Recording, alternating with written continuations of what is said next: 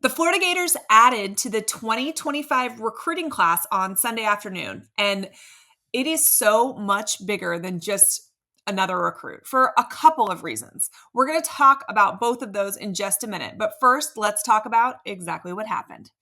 Four-star interior offensive lineman Peyton Joseph out of South Georgia will be donning the orange and blue. He picked the Gators over Florida State, Georgia Tech, LSU, and others. Joseph attended Junior Day just a few weeks ago, and he was super impressed by what he saw and what he heard. He said multiple times in interviews that he was looking for a combination of things, including academics and player development.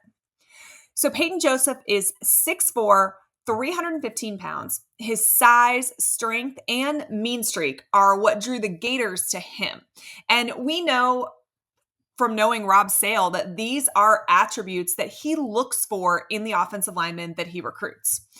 24/7 Sports currently ranks Joseph as the nation's 106th overall prospect in the class of 2025.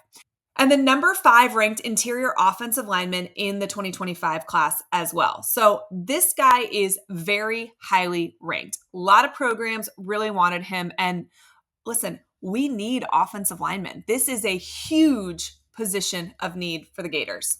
And it's always a good day when you land not only a huge target, but you take one off the board for your rivals as well. Both FSU and LSU wanted Peyton Joseph. So this is honestly a pretty big coup for Coach Napier and the rest of his staff. I would also say it's not really a great indication of how recruiting is going for FSU. The fact that they went 13-0 during the regular season and they still can't routinely win recruiting battles against UF, who hasn't had a winning season in 3 years, that honestly doesn't bode well for Coach Norvell. So before I get more into reason number 2, do me a favor, hit the subscribe button. Guys, we are only a couple hundred subs away from that 10,000 subscriber mark that I am trying to reach.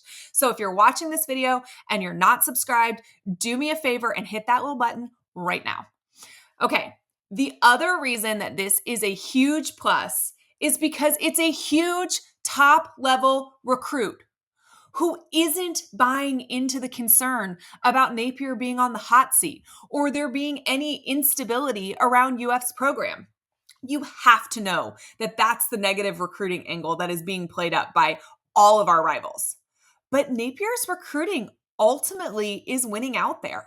So I think that that is huge for this entire staff. The fact that you can sell somebody who honestly could go anywhere, that everything is going well and we're still following the plan is big. And I mean, think about the fact that we even had an offensive line coaching change recently. I think that it's a positive sign that they land this commitment just days after Darnell Stapleton left UF to join Dan Quinn's staff with the Washington Commanders. It means that UF is still able to sell staff continuity with the guys that they have left on the staff.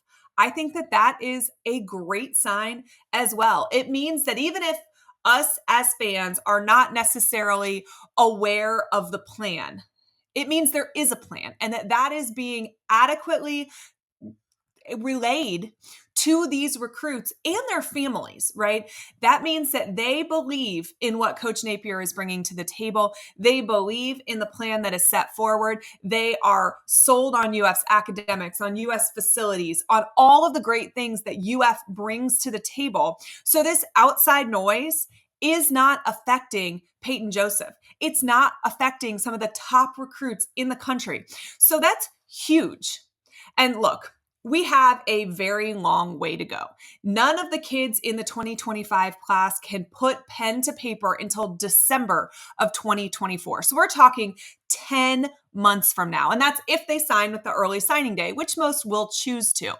So UF is going to have to continue to fight for these recruits. Now, one of the interesting things that Josephs has said publicly is that now it's his turn to recruit, and he's going after the big names, particularly guys that he's familiar with in Georgia, and he wants to bring them with him. That's huge. Part of the reason that UF was able to be successful last season is that there were some major key guys in this past recruiting class, Graham is one that comes to mind, that went after other players hard once they decided they were going to be a Gator. DJ Lagway is another great example of that.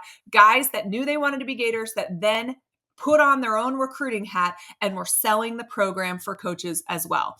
That is huge. So if Peyton Joseph is going to do that, that's a great sign for the 2025 class. And, one of the things that we've talked about on this channel for months is that it appears that Napier Strategy last year was get a whole bunch of really highly ranked recruits early on and then play defense, essentially. And the thought process is it's easier to play defense with guys that you already have committed to your program than it is to go on the offensive, particularly when you're not winning a whole bunch of ball games, which is what happened last year. And I know that when we looked at that number 3 recruiting class in October, that looking at number 10, which is about where Florida finished this year, isn't the same in fans' minds. But I'll tell you something. Coach Napier way out recruited Florida's record last year. So yes, I would have loved the number 3 recruiting class as well. But you know what? Think about our rivals just up north in Tallahassee. They didn't finish with the top 10 recruiting class and they won 13 games. So I do think that Coach Napier has a ton of recruiting prowess. And I think that his methods make sense and they're working. Now, this year, can we finish higher than 10? Let's hope so. That's the plan.